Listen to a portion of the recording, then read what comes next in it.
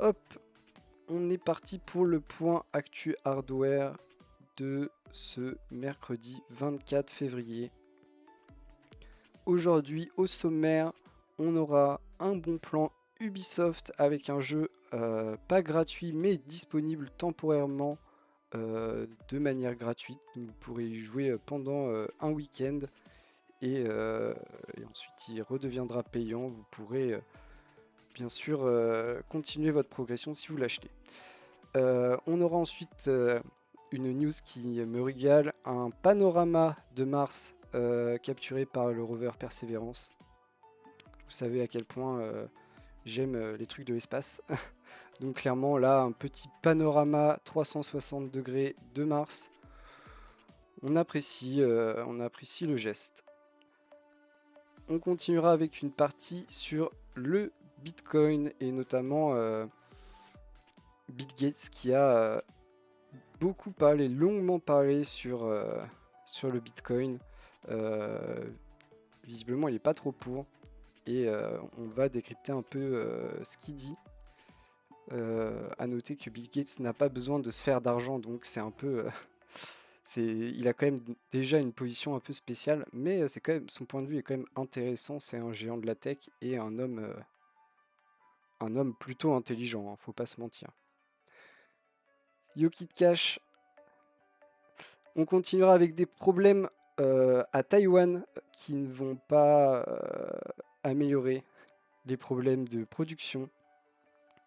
Vraiment, c'est pas le bon moment.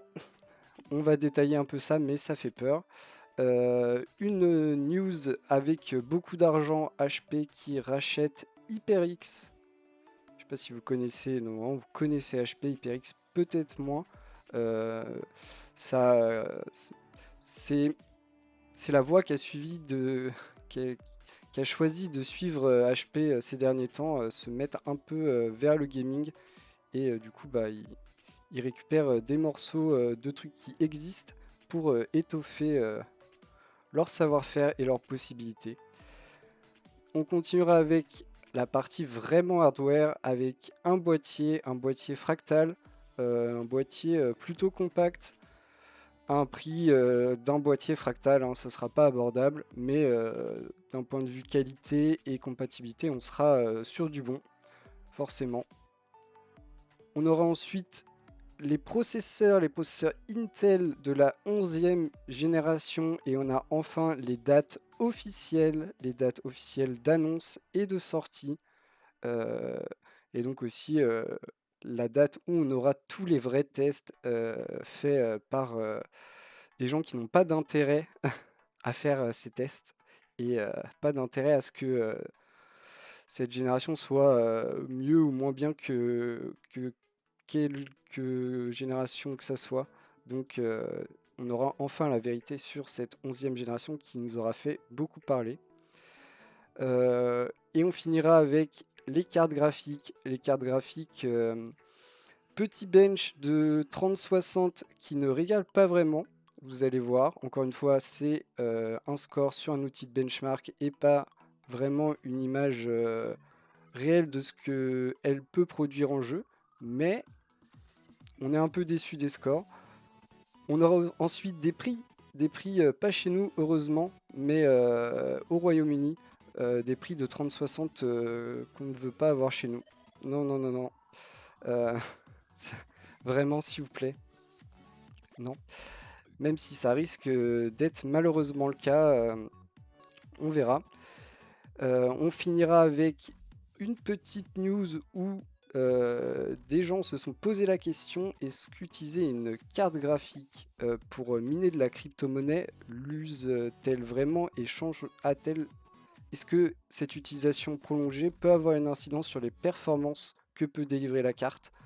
C'est assez intéressant déjà comme question de s'être posé cette question-là et j'imagine que plein de gens se sont déjà posé cette question.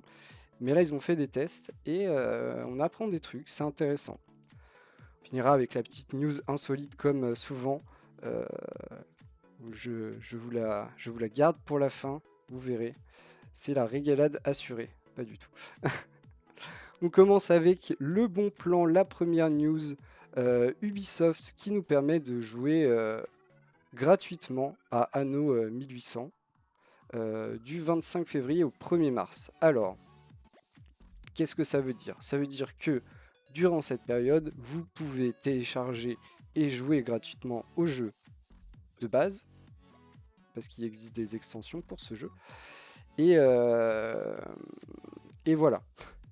Par contre, petit problème, c'est que le jeu n'est pas à vous, hein. Au-delà du 1er mars, vous perdez l'accès, sauf si vous achetez le jeu. Et dans ces cas-là, votre sauvegarde est gardée et vous pouvez reprendre là où vous en étiez arrêté avec cet essai gratuit. Donc c'est vraiment un moyen de tester le jeu, voir s'il vous plaît et si vous voulez l'acheter par la suite.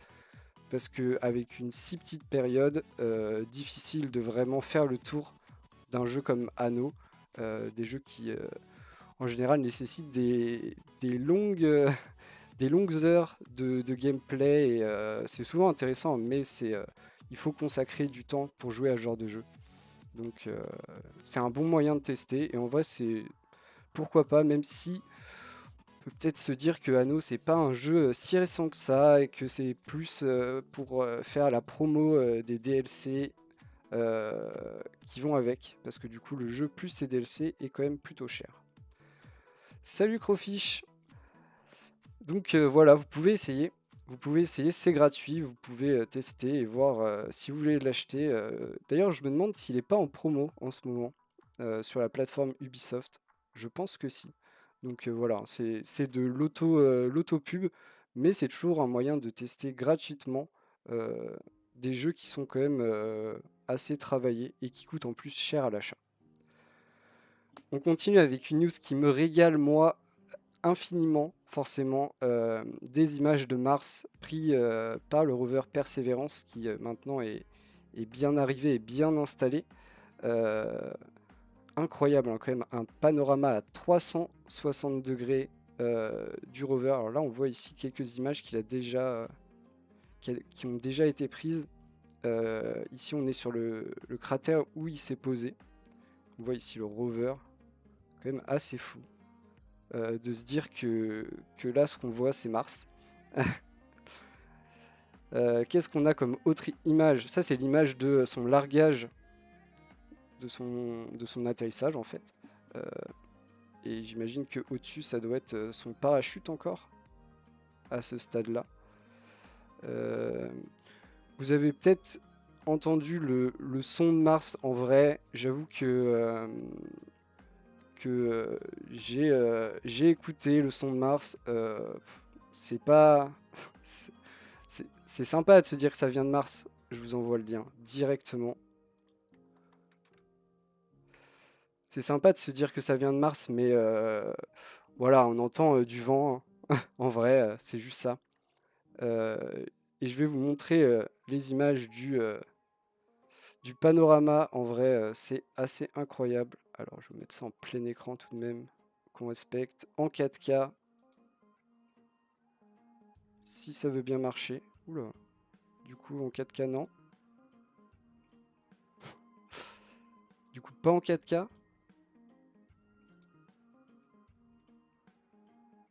Pourquoi j'ai pas le... Pourquoi ça ne bouge pas? C'est normal? Ma vidéo est buggée, c'est ça. On va aller la récupérer sur...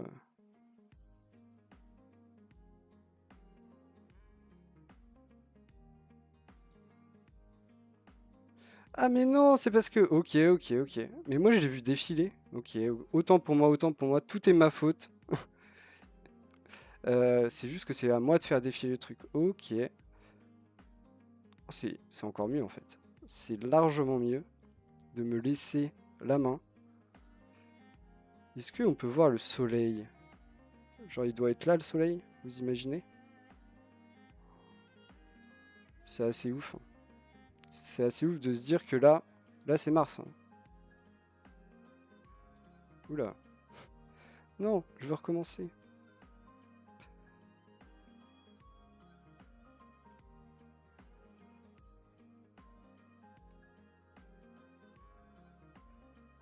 Moi, je pourrais faire une demi-heure là-dessus, hein, faut pas que je le fasse, mais...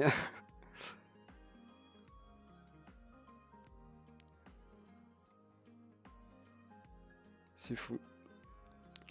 Donc, en vrai, voilà, il est à peine arrivé qu'on a déjà de l'audio, de l'image. J'ai hâte que les premières expériences commencent et qu'on ait les résultats du petit drone hélicoptère et de la machine à faire de l'oxygène. Je trouve ça fou.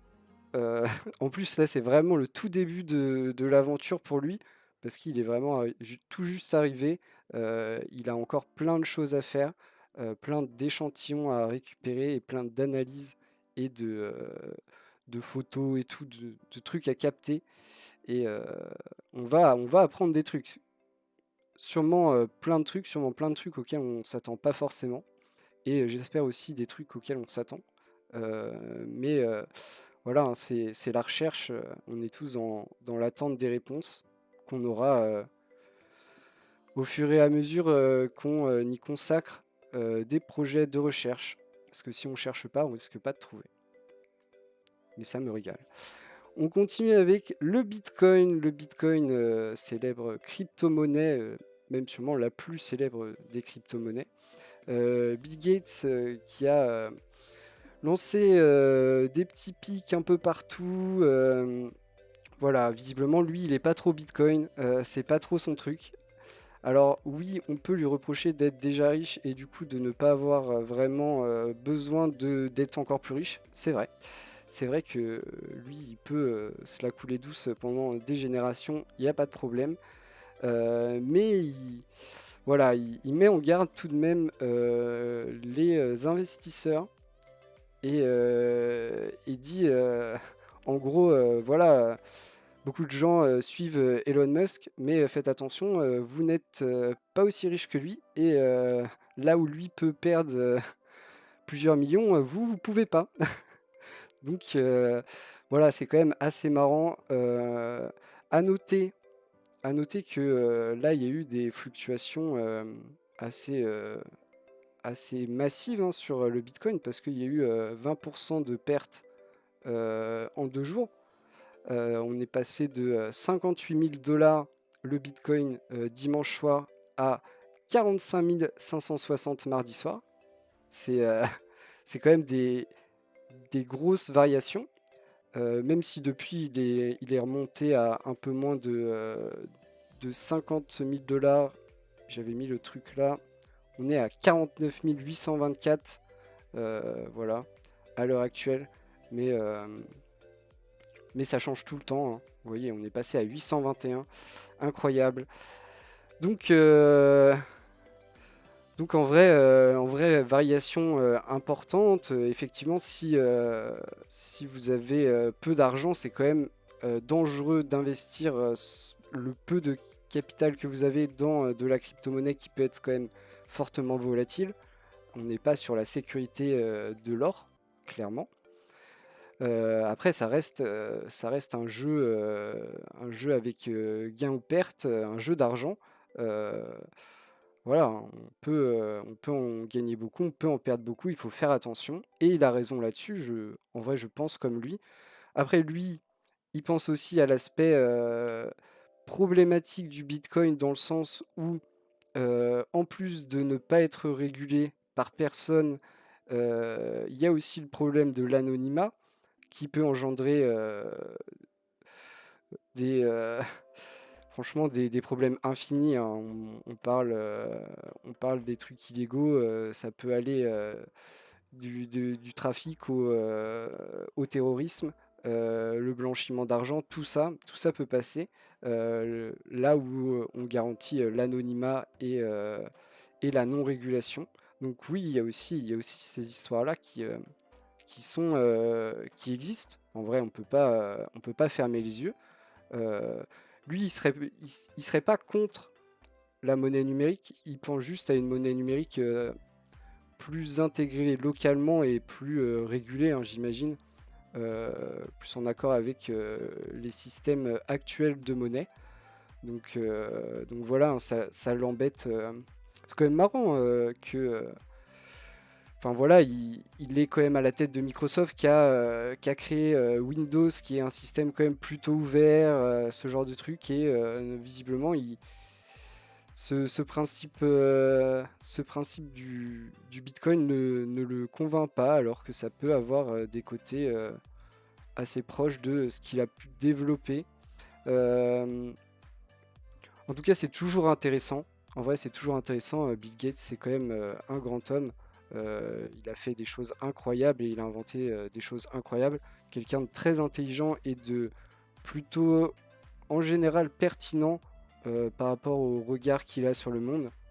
Assez juste et pertinent, même s'il est extrêmement riche et du coup un peu déconnecté du monde réel. Et bah, il a l'air quand même d'avoir conscience du monde dans lequel on vit avec tous les problèmes qu'il a, ce qui n'est pas le cas de tous les gens très riches et dans les plus grandes fortunes du monde.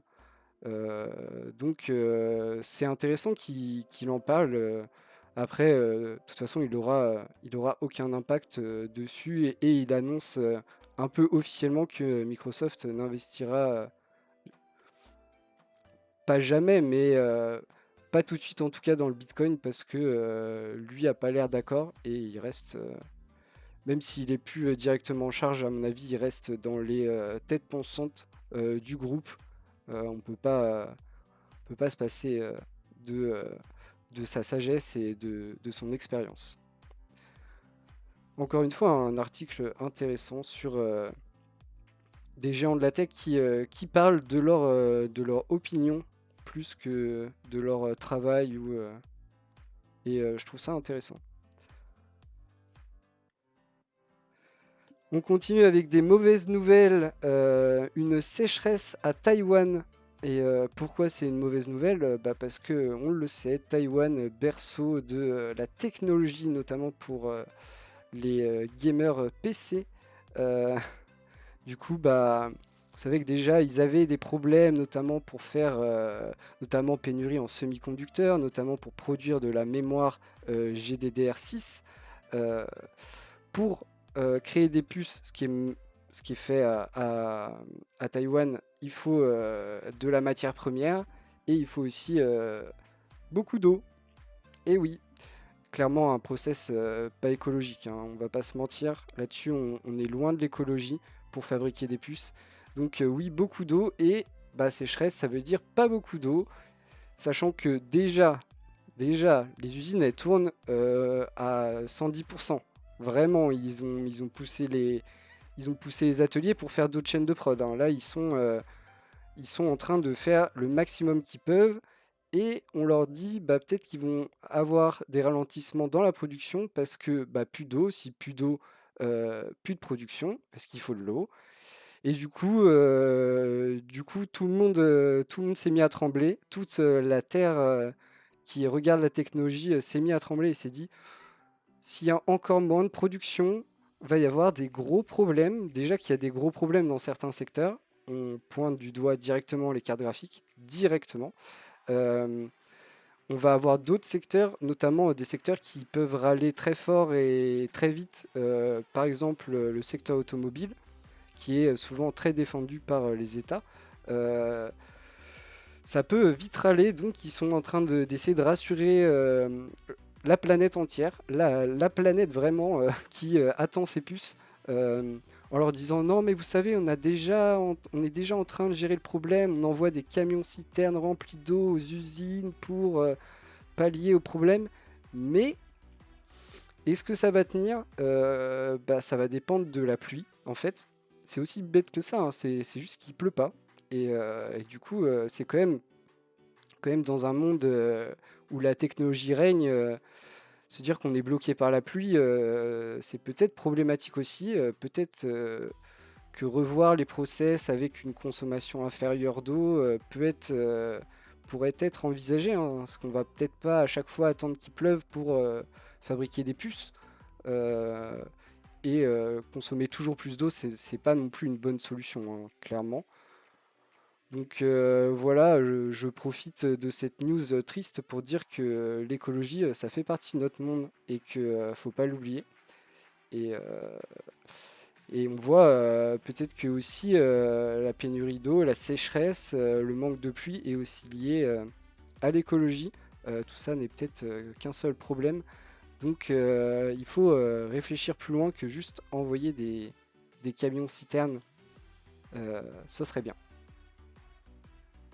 Même si j'adore Taïwan, hein. Ils font toutes les puces du monde. On a besoin d'eux, hein. Clairement, on a besoin d'eux. On peut pas se les mettre à dos comme ça. On continue avec HP. HP qui fait un bon gros rachat, hein, à base de petits millions qui régalent, hein, 425 millions de dollars pour acheter HyperX. Alors HyperX, là on nous dit la marque d'accessoires gaming. HyperX c'est un peu compliqué et j'avoue que j'ai longtemps eu du mal à comprendre et encore maintenant un petit peu. Parce qu'à la base c'est Kingston Technology Company, donc Kingston. Si vous êtes un peu vieux, vous avez déjà vu des trucs Kingston. Euh, et là, on nous parle d'HyperX. HyperX, ce serait à moitié une branche gaming de Kingston, euh, mais qui fait des accessoires, mais pas que. Ici, on ne parle que de la partie accessoires. Donc à voir si, par exemple, il y a des barrettes de RAM qui sont brandées HyperX. Euh, donc à voir si ça fait partie du packaging ou pas. En tout cas, ça montre la volonté d'HP de vraiment vouloir s'insérer sur le milieu du gaming, là où ils ont longtemps été cantonnés, comment dire, à l'ordinateur familial et à l'ordinateur vraiment professionnel, vraiment de bureau ou pro, quoi. Enfin, pas vraiment pas pour le gamer, vraiment pas pour faire du jeu. Euh, et bah depuis quelques années, ils ont décidé de vraiment rentrer dans le marché du gaming et d'y aller assez fort, notamment avec leur marque Omen pour les PC gaming, hein, vraiment, et même quelques accessoires, je crois. Du coup, ici, ils rachètent HyperX. euh, à voir si ils vont garder HyperX en tant que tel ou s'ils vont juste récupérer leur savoir-faire pour faire des nouveaux accessoires gaming avec la marque Omen dessus et pas la marque HyperX. Ça peut être un moyen aussi de récupérer des gens qui ont le savoir-faire pour propulser une marque comme Omen sur le devant de la scène et un peu dans tous les foyers de gamers. Euh, Ça peut être une technique. Après, c'est quand même, comment dire, ils y vont comme ça, quoi. Ils y vont. C'est un peu du all-in parce que c'est quand même cher. Après, j'imagine qu'ils ont eu une bonne année s'ils se permettent ça, mais c'est quand même cher, hein, 425 millions de dollars euh, pour, euh, pour récupérer un savoir-faire qui n'est pas non plus HyperX, c'est du bon matériel, mais on ne les voit pas comme l'excellence ou le matériel très haut de gamme. Donc à voir si c'est rentable ou pas. En tout cas, ils ont l'air de le penser, hein, quand on dépense 425 millions, on est à peu près sûr de soi. Mais c'est intéressant comme move. Et c'est sûr que pour l'instant, on pense pas, quand on pense gaming, on pense pas à HP ou à Omen directement. Même si Omen fait beaucoup de bruit, fait beaucoup de marketing aussi, beaucoup de pubs. Euh, Visiblement, ils veulent être plus présents et qu'on pense plus à eux quand on pense à gaming. Pourquoi pas, hein. On sait que le marché du jeu PC se porte très bien et en expansion depuis plusieurs années. Donc pour une marque, c'est des sous. Et les sous, c'est plutôt sympa. On continue avec un boîtier. Alors, un boîtier plutôt sympa, qui est malheureusement plutôt cher parce qu'on est à 108,90 € pour un boîtier assez classique en termes de gabarit. Du coup, pareil, assez classique en termes de, compati- de compatibilité. On aura tout, mais pas les trucs les plus grands, les plus incroyables du monde, parce que bah, on reste sur un boîtier standard et pas une tour qui est énorme. On y retrouve le classique panneau en verre trempé sur le côté et une façade en mèche. Ça c'est vraiment très classique. Et par contre, on a du filtre de partout. On a 3 ventilateurs d'inclus. C'est un boîtier sympa, hein. C'est un boîtier qui fait plaisir. À un prix où on se fait aussi un peu plaisir. On est quasiment à 110 euros. Salut Youssouf. Trop dur à dire ton nom. Effectivement, une très belle vue éclatée. Moi qui adore les vues éclatées. C'est vrai que c'est une très belle vue éclatée. C'est un très beau boîtier. Il sera très bien en termes de qualité. Vous pourrez y mettre plein de trucs dedans. Il sera bien fini et tout. On sera sur un objet assez lourd. Mais forcément un peu cher, hein, ces fractales. Ils donnent pas vraiment dans le low cost. Et encore une fois, on paye un peu de la marque et un peu de la qualité, forcément. Donc, si vous avez envie de vous faire plaisir et d'avoir un boîtier que vous pourrez garder dans le temps, ça peut être une bonne idée. C'est toujours du solide et il n'y a aucun problème à se faire là-dessus. Qualité suédoise, comme Ikea. On continue avec la 11e génération et les dates officielles. Oui, oui, oui, on sait maintenant. On sait quoi? On sait d'abord la date de l'annonce, le petit blabla d'Intel et leur petit show machin. Ce sera le 16 mars, donc pas mal. On sait aussi que dans la suite de ce petit show, on aura les précommandes instant. Donc ça aussi, c'est pas mal. Même si faites attention, hein, les précommander des processeurs, ça peut être... on s'expose à des risques. C'est aussi faire un peu le cobaye. Dernière date, on sait la sortie officielle, ce sera le 30 mars avec du coup les levées d'embargo parce que forcément la presse spécialisée aura la main dessus avant et fera des tests avant, mais levée d'embargo aussi le 30 mars, donc on aura les tests seulement le jour où on pourra l'acheter officiellement. C'est marrant quand même qu'on ait pu ces petits 24 à 72 heures de levée d'embargo avant la sortie officielle pour justement teaser un peu les gens. Je sais pas. Je ne ferai pas de déduction hein, parce qu'on peut en faire plein et se tromper à l'infini. Mais je trouve ça quand même un peu étrange de ne pas avoir quelques benchmarks par la presse spécialisée quelques temps avant la sortie. Ça rassure toujours les consommateurs d'avoir les benchmarks avant la sortie. Euh, donc on verra, hein, c'est bientôt. C'est l'annonce dans moins d'un mois et la sortie dans un peu plus d'un mois.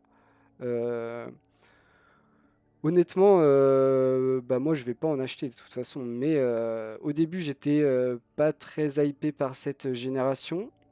Dans un deuxième temps, j'ai dit quand même que les processeurs, surtout les plus accessibles, pouvaient être intéressants. En plus, notamment s'ils sont disponibles, hein, clairement. Mais je pense toujours que les i5 peuvent être intéressants à voir leur prix. Euh, le i9 a pas l'air super intéressant dans tous les cas. Franchement, là-dessus, à voir à combien il sera, mais ça a l'air compliqué. Le i7 peut-être. Encore une fois, ça dépendra du prix et des disponibilités. Mais j'ai hâte d'avoir les benchmarks et les vrais tests après avoir été mené d'un côté de la déception comme de l'autre. À un moment, je trouvais ça bien, à un moment moins bien. Je sais pas. On attendra de voir l'objet final pour donner un avis définitif et les multiples benchmarks dans différents applicatifs. Mais ça peut être intéressant. Et encore une fois, son plus gros atout potentiel, c'est la disponibilité, hein. Clairement, là-dessus, c'est actuellement le plus gros atout potentiel de quasiment tous les trucs technologiques qui peuvent sortir. Donc c'est quand même pas mal. On continue avec une petite news à prendre avec des grosses pincettes. Parce que c'est Intel qui nous montre ce magnifique graphique qui compare la vitesse de transfert entre une configuration avec un i9 11e génération et une configuration avec un Ryzen 9 5950X, donc dernière génération, en montrant que avec la même config, le i9 est un petit peu plus rapide que son concurrent AMD. Encore une fois, on a juste un graphique, on n'a pas toutes les informations. Un seul test et c'est donné par Intel. On se doute que le processeur Intel, il allait pas être en dessous, hein, sinon il nous aurait pas fait l'annonce. Donc pas très représentatif de la réalité malheureusement. Mais c'est aussi important de le dire, hein. Ça, par exemple, c'est vraiment du marketing pur et dur. Ça ne vous dit pas vraiment que c'est le stockage avec un processeur Intel 11e génération type i9 est plus rapide qu'avec un AMD dernière génération. C'est vraiment du marketing. Donc il faut faire attention aussi à ce qu'on nous montre et comprendre les informations présentées en graphique. On continue avec de la carte graphique, justement, la 3060, on en parle beaucoup, elle sort bientôt normale.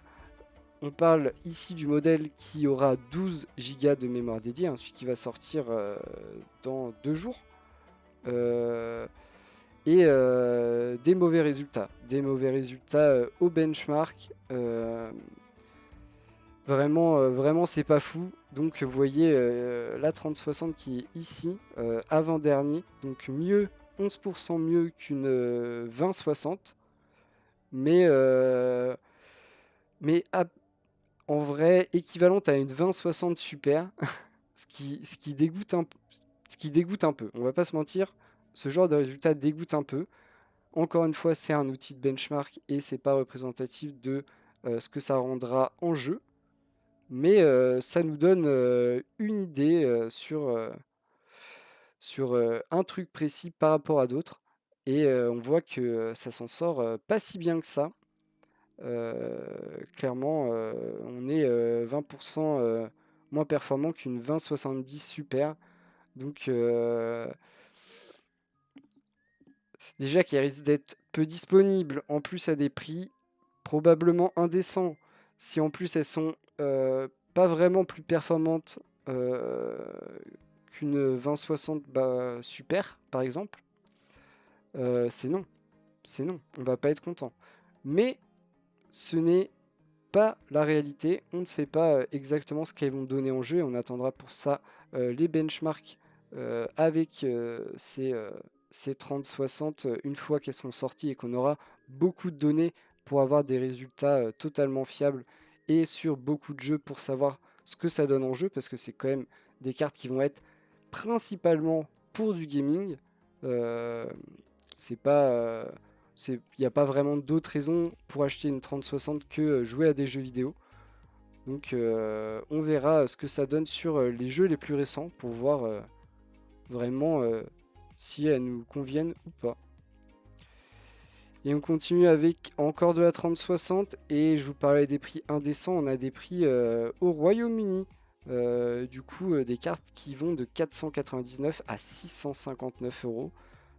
Prix indécent, je vous l'ai dit. Donc voilà, hein, tristesse infinie de savoir que on est sur 500 euros la 3060, que ce soit chez Asus ou MSI par exemple. Ça fait mal, ça fait vraiment mal là où elles ont été annoncées à 335 euros par Nvidia. Voir ces prix, ça me dégoûte un peu. J'espère que ce sera moins cher chez nous. Mais faut pas se faire trop d'illusions, hein, ça risque d'être les mêmes problèmes Encore une fois, si déjà elles sont disponibles en grande quantité, même à des prix indécents, ce sera déjà une demi-victoire. Ça me fait beaucoup de mal de dire ça, mais ce sera quand même une demi-victoire. Et c'est la réalité. Bien triste le monde dans lequel on vit par rapport aux cartes graphiques.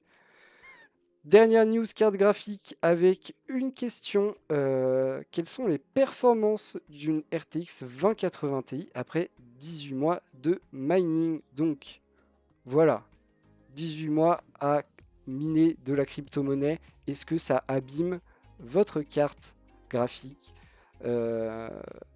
Et c'est une question que je l'ai trouvée quand même plutôt pertinente, surtout aujourd'hui où la crypto-monnaie bat des records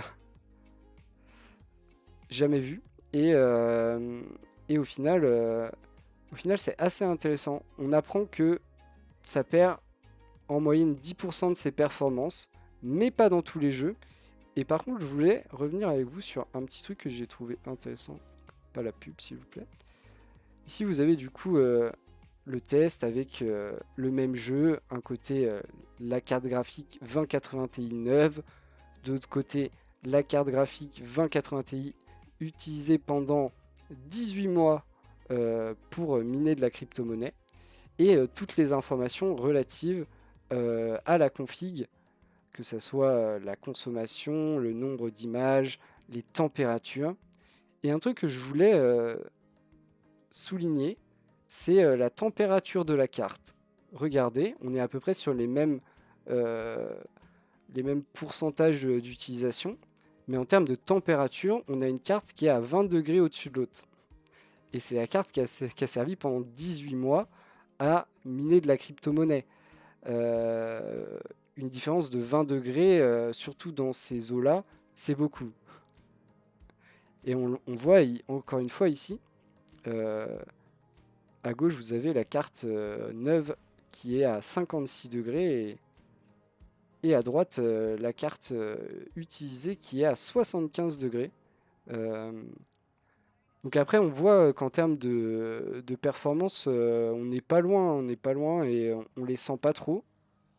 Mais on voit quand même, en regardant de plus près, que notamment sur la température, clairement, on n'est pas sur les mêmes valeurs et qu'il y a un écart important et constant. Donc, ça s'use. En vrai, ça s'use. C'est la seule chose qu'on peut vraiment dire parce qu'après, honnêtement, 10%, 10% c'est pas énorme. 10% d'écart, c'est pas énorme, mais c'est que 18 mois. Il y a ça aussi. Donc après, à voir pour une utilisation encore plus prolongée. Mais ça les use bien, hein. C'est pas tourné dans le vide. Et c'est quand même intéressant, cette histoire de température. Vous voyez, là, c'est encore plus que 20 degrés sur Mafia. Donc clairement, il y a un mécanisme d'usure qu'on peut voir ici. Et voilà, si vous comptiez acheter des cartes graphiques conservées à miner de la crypto-monnaie, vous savez dans quoi vous embarquez maintenant. Vous serez au courant. Vous ne pourrez pas dire qu'on vous avait pas prévenu. Parce que oui, hein, les gens qui minent de la crypto-monnaie sont déjà passés aux séries 30, hein, bien sûr. Eux, ils les ont eu. Je sais pas comment, mais eux, ils les ont eu. On finit avec la petite news insolite. Ça m'a fait marrer. Par contre, je vois pas comment ça peut marcher. On nous parle des visioconférences et attention, on peut savoir ce que vous tapez sur votre clavier en fonction des images. On dit ici que des gens ont créé un détecteur de frappe en s'appuyant sur un flux vidéo de vidéoconférence. Et on nous dit aussi que l'efficacité est variable, honnêtement. Alors, je veux bien qu'on soit fort, qu'on commence à développer l'intelligence artificielle, tout ça si vous voulez. Comment c'est possible? À part si la caméra à un moment voit où est le clavier. Où est le clavier? Parce que s'il voit pas où est le clavier, si mon clavier est... Ah ouais, mais du coup j'ai un petit angle. Si mon clavier est là ou si mon clavier est là, et bah forcément c'est pas la même chose que je tape. Genre, voilà. Ça- Et visiblement, il y a des fois où ça marche. Alors ça peut être utilisé pour récupérer notamment vos identifiants. Donc faites attention quand vous êtes en visioconférence avec des gens que vous ne connaissez pas bien, j'imagine. Pareil, je sais pas trop comment on peut vraiment récupérer des flux de visioconférence. Peut-être il y a moyen, hein, peut-être il y a des chaînes YouTube de flux de visioconférence, je ne sais pas. Mais voilà, ça m'a un peu fait marrer. Et, euh, et je doute de l'efficacité tant que la caméra ne voit pas le clavier, hein. Parce que honnêtement, et puis même suivant le clavier que vous avez, euh, c'est assez incroyable. Vous pouvez avoir un clavier avec des grosses touches ou un clavier avec des toutes petites touches et du coup, bah, votre frappe, vous pouvez faire les mêmes gestes et vous tapez pas du tout la même chose, quoi. Donc voilà, j'ai trouvé que c'était un peu des blagues. Mais après, j'imagine que pour un ordinateur portable, peut-être que là, peut-être que là, on est sur quelque chose par contre. Parce que du coup, eh ben, la caméra est toujours au même endroit par rapport au clavier. Peut-être il y a un truc. Peut-être que sur les ordinateurs portables, du coup, eh ben, plus simple. Par contre, sur un fixe, je pense que ça reste compliqué. Sans savoir où est le clavier et quel est le clavier, je pense que c'est un peu plus compliqué. Après, ils le disent eux-mêmes, hein, c'est pas ultra fiable, mais ils arrivent à avoir quelques résultats concluants, donc visiblement, ça marche un petit peu. Voilà qui conclut notre point actu hardware du jour. J'espère que vous avez apprécié les actus d'aujourd'hui. Comme d'habitude, n'hésitez pas à faire des retours. Je lis tout et je réponds à tout avec grand plaisir. Et voilà, on aura la suite demain pour toujours plus d'actualités et de trucs intéressants. Merci d'avoir regardé.